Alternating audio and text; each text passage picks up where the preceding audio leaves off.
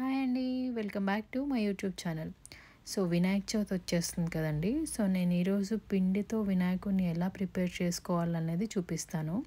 So ఇక్కడ నేను rice flour తీసుకున్నాను, అట్లానే గోధుమ పిండి తీసుకున్నానండి.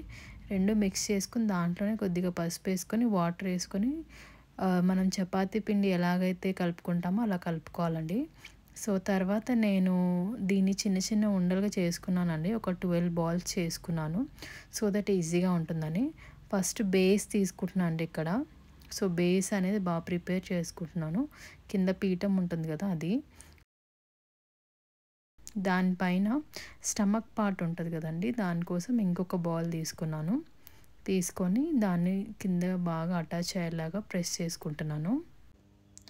నెక్స్ట్ లెగ్స్ కోసం ఇంకొంచెం పిండి తీసుకొని రోల్ చేసుకుంటున్నాను అండి. సో దట్ లెగ్స్ అనేది చూసారు కదా ఇలా వచ్చింది.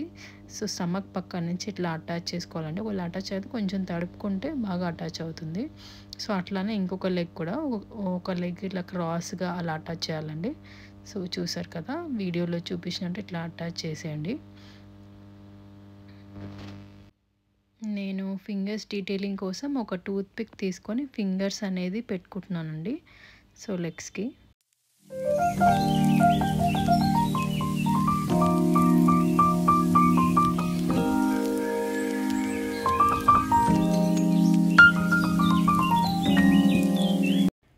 నెక్స్ట్ మనం వచ్చేసి హెడ్ పార్ట్ అటాచ్ చేసుకోవాలండి. దానికోసం నేను టూత్ పిక్ సపోర్ట్తో బాడీలోకి పిన్ చేశాను.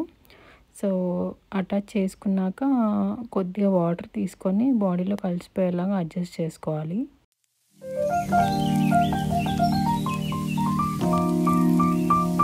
దాని తర్వాత వినాయకుడికి జంజం వేస్తారు కదండి. సో నేను అది ప్రిపేర్ చేసుకుంటున్నాను ఇక్కడ సన్నగా.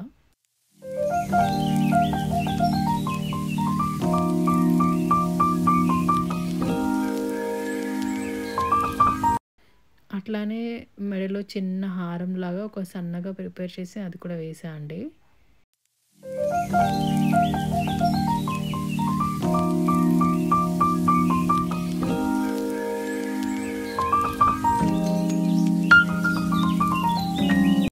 ఇప్పుడు హ్యాండ్స్ ప్రిపేర్ చేస్తున్నా అండి. ఒక హ్యాండ్ ఏమో మనకి ఇలా బ్లెస్సింగ్ చేస్తున్నట్టు ఒక హ్యాండ్, ఇంకొక హ్యాండ్ ఏమో లడ్డు పట్టుకుంటున్నట్టు ప్రిపేర్ చేసుకుంటున్నా అండి.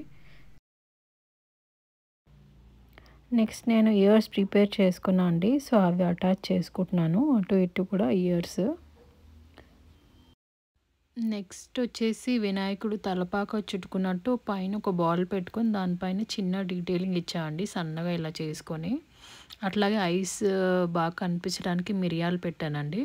అట్లాగే కింద కూడా మిరియాలు పెట్టి వినాయకుడికి బొట్టు పెట్టానండి. ఫైనల్గా నా అవుట్పుట్ అయితే ఇలా వచ్చింది, చాలా బాగా వచ్చిందండి. మీకు ఒకవేళ ఈ వీడియో నచ్చి ఉంటే డెఫినెట్గా లైక్ చేయండి, షేర్ చేయండి అండ్ సబ్స్క్రైబ్ చేసుకోండి.